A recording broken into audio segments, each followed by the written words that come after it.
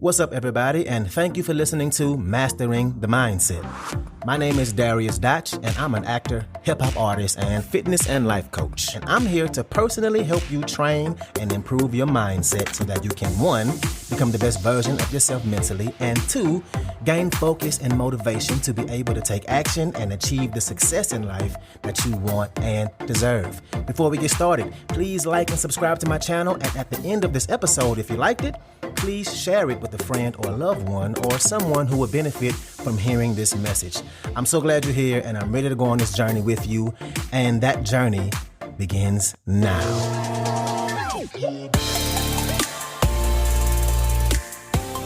All right, I'm gonna just get right to it. So today, we're gonna talk about why you should just mess it up and figure it out. And I would say F it up, but F it up, but it's come to my attention that a friend of mine who listens, he lets his son hear these, so I'm going to just say F it up. F it up and figure it out.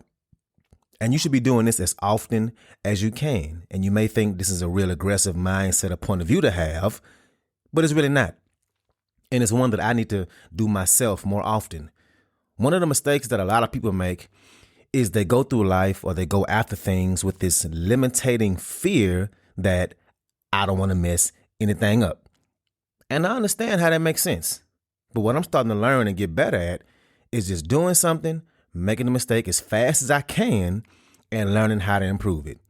And if you're a long time listening to me, then you might have heard me use this phrase before, and it's one I'm trying to adapt more. But the phrase is ready, fire, aim. And no, I didn't say that backwards. Ready, fire, aim. That's how it should be. And that means you figure out a plan, what you want to do and want it to be. You start working at it, mess up if you happen to mess up, and then you recalibrate and go again. Because by doing ready, aim, fire instead of ready, fire, aim, we take away the urgency. The action taking slows down. Just like if somebody broke in your house and you felt your life was in danger, you would shoot right away. And if you missed, you would shoot again. You're not going to be like, no, let me wait until the moment is right. Let me wait to get the best shot, the perfect shot. No, you're going to point and shoot. So ready, fire, aim. You get ready, you shoot at the target, you miss, figure out what went wrong, but not for long, and you shoot again. And this time you get closer. Maybe you even hit the bullseye. But what you're not doing is sitting and waiting, because the thing is, you're going to mess up regardless. Nobody is an expert at something they just start. So many people miss out on success and living and building and creating the life they want because they sit and wait and don't take action. They miss out on happiness because they don't take action on working on themselves, on their health, on their credit, on their bad habits. They wait for the moment to be right, for the motivation or whatever they wait on. They sit and they wait and they stay stagnant. Again, nobody is an expert when they first start off. Perfect example is this podcast. No, I'm not where I wanted to be, but it's definitely grown. I can look back and say, damn, I came a long way with this. And there's a few of y'all who've been rocking with me from day one. Y'all remember, I used to only offer this to my workout clients as part of their membership with me. And I would record myself on camera, giving like 5-minute versions of these. And I would stand in front of a blank gray wall, set up my tripod and light, and give a little motivation every day. And it was even called something different. I called it daily motivation. And looking back at those videos, it's so cringeworthy to me. It looks horrible compared to my abilities to do videos now, for one. And for two, I eventually turned it into a podcast, which I can reach way more people. And looking back to when I officially made it into a podcast, I didn't have any professional images. It was all from my cell phone. I literally had the brain emoji, the one when you text, right? The little brain picture emoji. I had that in the title. But hey, I couldn't afford professional photos, so I just did it. I just took action. And the more I did it, the more work I put in, the better it got. Hell, if y'all remember, the ones who were listening a long time ago, the sound was even bad. My sound. Why? Because I was recording straight into my phone, and my laptop that I had that I was reading from was old, and the fan was broke, so the fan never turned off. And you can hear the fan if you had the volume up loud enough. Hell, you probably could hear it humming without the fan, without the volume being loud enough because it was loud. Again, cringe. And now I record in my studio with a nice mic and foam paneling around me, and I can look back and see growth. See how it got better. Not to mention all the countless times I would make mistakes uploading or how long it would take to get an episode done. Now imagine where I would be with this if I would have waited to get all this stuff before I put out my first podcast episode. I would have just started putting out episodes, right? And I would still have the same learning curve because I still wouldn't be an expert. I would just have this equipment. Anyway, you get the point I'm trying to make here. Take action, massive action. Understand that it ain't about messing up. It's not about being perfect or expert at it. Mess up and get better at it quicker. And for whatever reason it may be, perfectionism is a thing, right? You don't want to put out nothing that ain't your best. You don't want to get judged by people who see whatever the product is and say it's trash. This is one of the worst things you can do. Do we all want life to go perfectly? Of course we do. Do we want to master something right away? Hell yes. But that's just not how life works. You got to go through it. You got to mess up those things. You got to mess up and not be perfect. Why is that?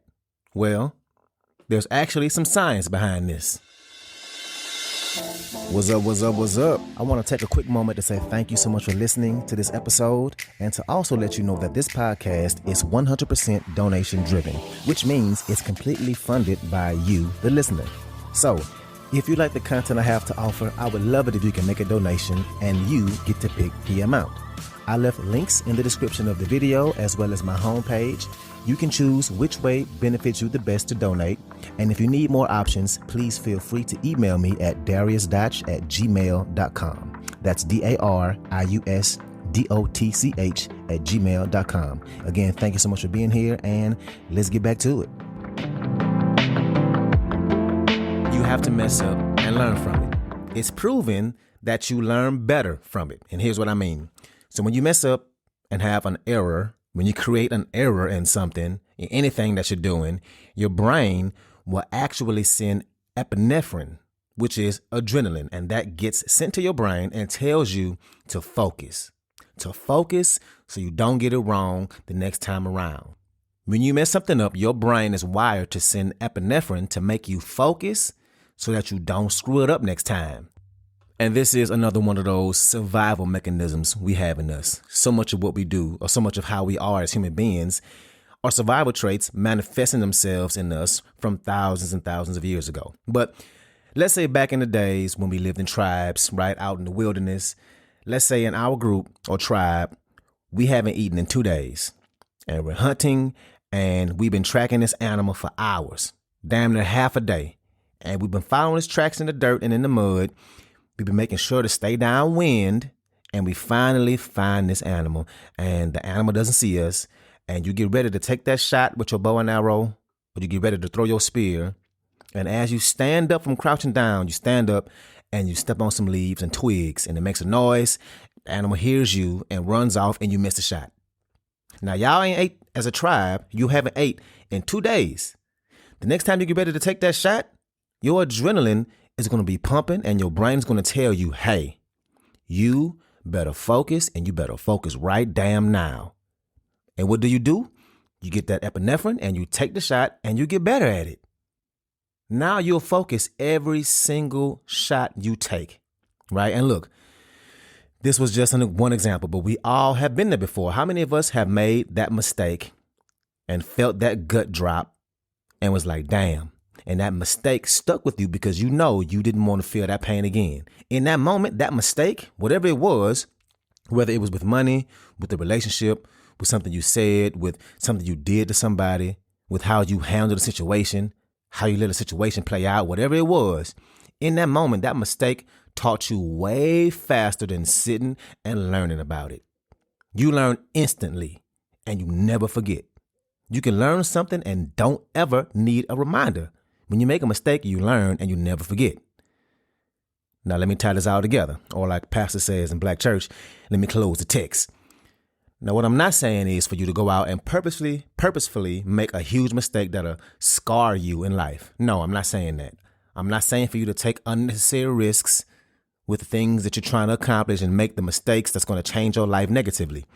The reason I say that is no matter what that thing is you're working towards, you're going to have moments when you mess up. You're going to be garbage at it at first. At least some aspect of it. Even if you don't think you garbage at it, or you don't think it's bad, I promise you it is. It is. Because you just started. You're only going to get better at it. Just like I can look back at my podcast from how I used to do it and cringe and how I'm low-key embarrassed at the fact that that's what I was actually putting out there for the world to see. Regardless if it was really that bad or not, in reality, I still got better at it. And so will you. So there's a good chance that, hey, you might start out and say, well, hell, I'm pretty good at this. And it might be good. But if you keep doing it, you'll realize eventually down the road, after you get better at it, that, yuck, I thought I was doing good. And look at me now. Look at how much better it looks. Look at how much better it is. And that's literally true with almost anything in life. And I know young people might be listening, so I'll put it like this. Think about how you were with being intimate. You know what I'm saying? Intimate with other people. And how you thought you knew what you were doing, with your intimacy. And think about how your intimacy was in your younger years compared to how it changed over the years. You realize that you ain't know what the hell you was doing back then. But at the time, you're like, hey, okay, I'm feeling this intimacy. I got this figured out. But you didn't. And you also made some mistakes with it too. We all been there, done that, made some mistakes. But didn't we learn? We sure did. Now imagine if you didn't have intimacy with someone until last year. First time having intimacy, having an intimate moment with somebody. And you only been having intimacy for a year now. You understand what I'm trying to get at here? And I hope you do because, this is kind of went left. Anyway. The point is, mess up, figure it out. The longer you wait to get started and not be great, to not be perfect, mess up and make mistakes, that's how much further you'll be behind when you finally decide to get started, if you ever do. And I end this by saying, hopefully everybody listening can have some intimacy later. Okay, I'm done. So that's what I got for you today. If you like this episode, please share it with somebody that can benefit from this, somebody who is a friend or a family member, somebody who has goals and is trying to improve their lives. So thank you again, and let's get it in.